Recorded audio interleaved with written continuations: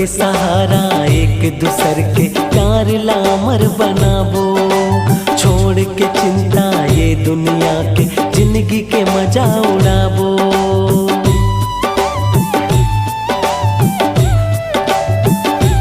हो बन के सहारा एक दूसर के प्यार लामर बनाबो, छोड़ के चिंता ये दुनिया के जिंदगी के मजा उड़ाबो।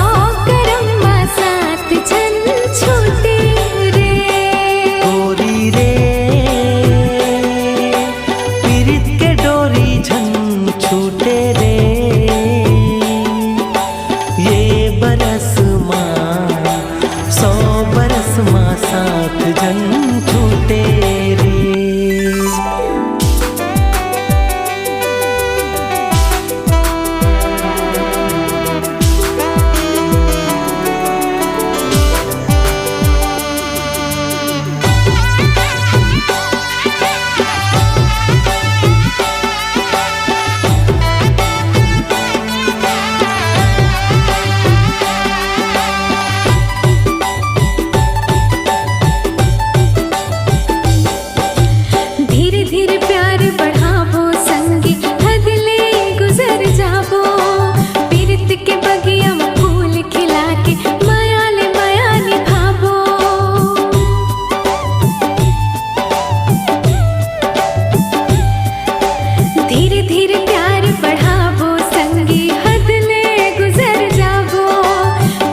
के बगिया में फूल खिला के माया निभाबो। रे पीरत के डोरी झन छूटे रे,